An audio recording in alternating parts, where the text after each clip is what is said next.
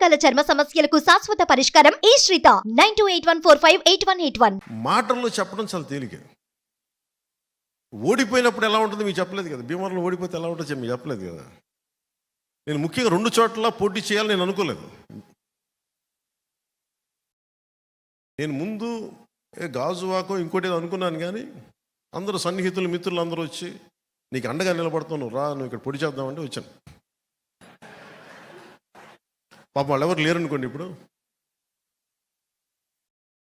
నన్ను ఎవరైతే ఆహ్వానించారో వాళ్ళు లేరు ఇప్పుడు పార్టీలో, కనీసం రాజకీయాల్లో కూడా లేరు.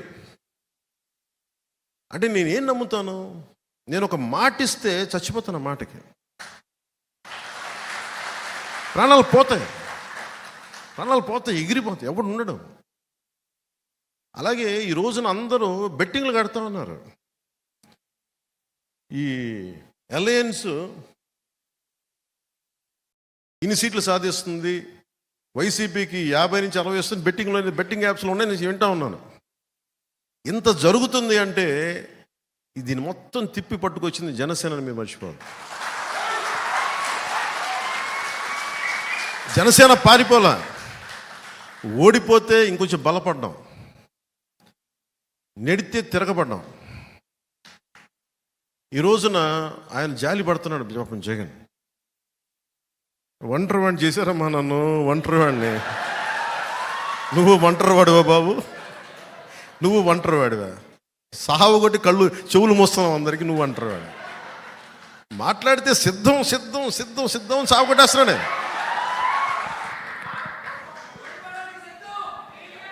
అలాగే ఆయన సిద్ధం దేనికో చూద్దాం.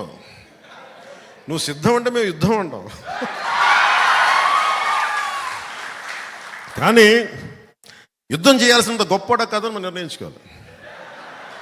నేను అనుకున్నాను, నాకు అందరూ చెప్పారు, సార్ ఆయన సిద్ధం పోస్టర్లు పెట్టేశారు సార్, మీరు కూడా ఇలా పెట్టి ఇట్లా అనాలి ఇలా అనాలంటే అప్పుడు నేను సినిమాలో కూడా చేయను ఇలాంటి పంచడేలో ఊరికన్నా.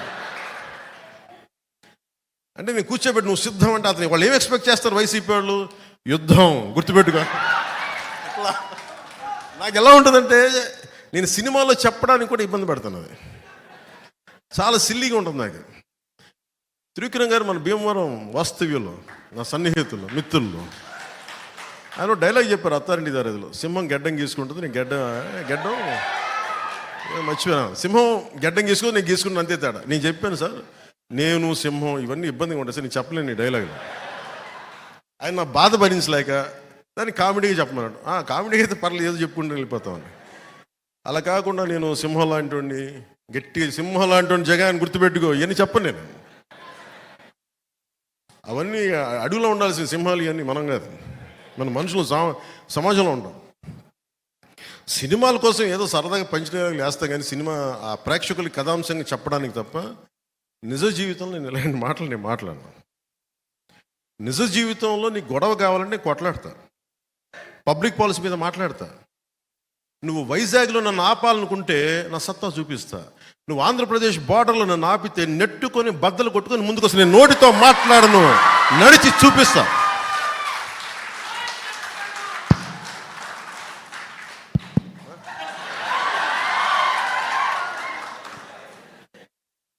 నడిచి చూపిస్తాం. ఇదేంటంటే ఇది వ్యూహం నాకు వదిలేయమని చెప్పాను అందరినీ. టీడీపీ, జనసేన, భారతీయ జనతా పార్టీ నాయకుల ఆశీస్సులు ఉండాలి. ఈ అలయన్స్ కోసం నేనేదో నాకు మెచ్చి మేకతోలు కప్తాను, నేను చేయలే. ఆంధ్రప్రదేశ్ అప్పుల్లో కూరుకుపోయిన ఆంధ్రప్రదేశ్కి, అభివృద్ధికి దూరంగా ఉన్న ఆంధ్రప్రదేశ్కి, ఇది ఈ క్రిమినాలిటీ పెరిగిపోయిన ఆంధ్రప్రదేశ్ని రక్షించుకోవాల్సిన అవసరం ఉంది. అందుకని అందరం కలిసి ఓట్లు చెల్లకుండా ఉండాలని చెప్పిన ప్రతిపాదనకి ఎంత నలిగిపోయినో నా ఒకడికి తెలుసు. ఈ రోజున అందరూ ఎమ్మెల్యేలు, ఎంపీలు ఏదన్నా అవుదాం కానీ దాన్ని ఓటు అందరూ బలంగా ఉన్నారు ఈ రోజున. ఈ బలానికి కారణం నేను పడ్డ మామూలు నలుగుడు కాదు. దీనికి